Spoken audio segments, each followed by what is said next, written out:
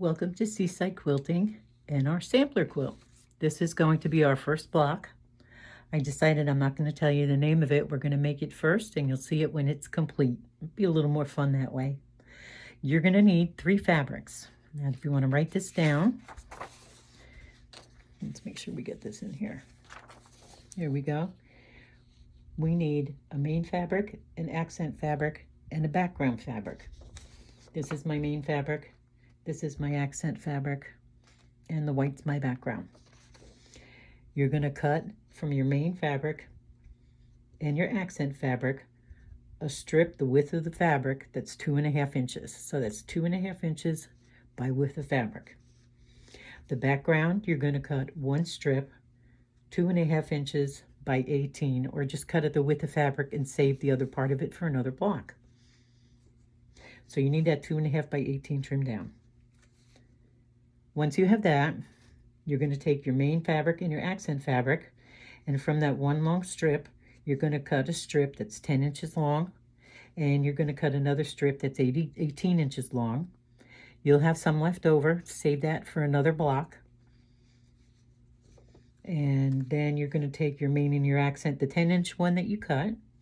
You're going to cut that into 4 2.5-inch squares. Then you're going to take all your fabrics that are left, they're all 18-inch strips, and you're going to cut them into 4 2.5 by 4.5-inch rectangles. So you're going to come out with this. You're going to have your 2.5 by 4.5-inch rectangles, and then your main and your accent fabric, you're going to have 2.5-inch squares.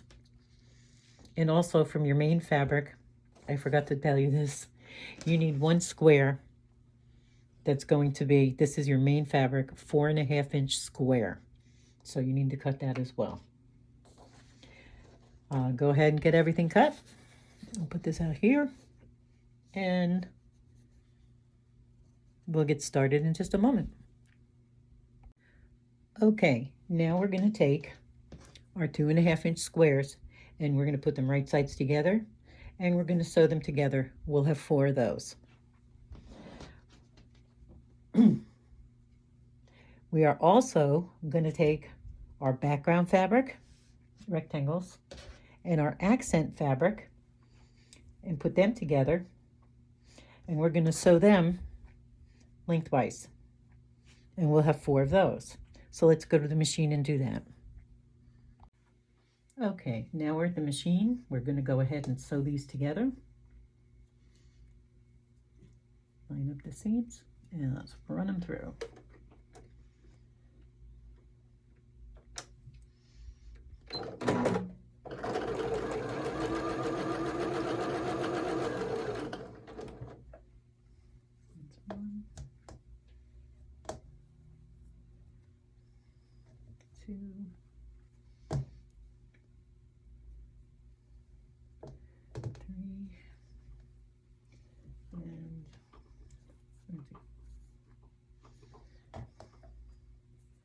Okay, 1, 2.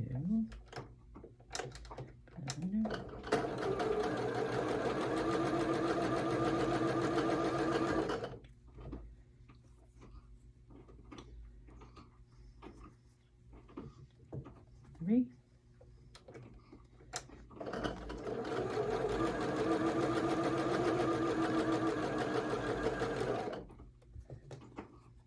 And there's 1, 2, 3. Oh, I left a square. Let me go get it.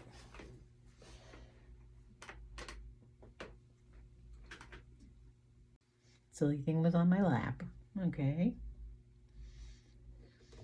And let's sew this last one through. Then we'll go ahead and we'll do the other rectangles.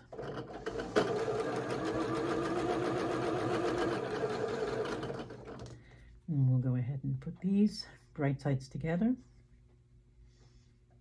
Make sure I got that.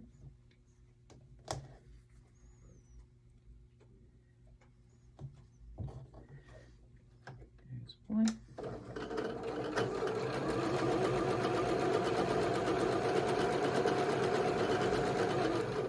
Now we could have stopped and went back, ironed these, picked up the other ones and brought them back to the machine.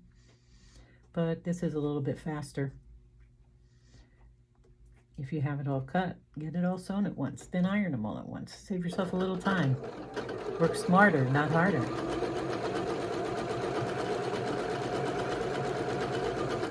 Okay.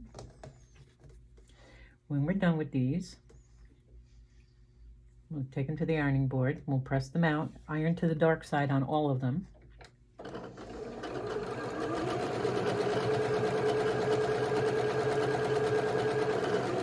And then we'll set up the rest of the block to be sewn. This is an easy one, and it always looks really pretty, especially if you have highly contrasting fabrics.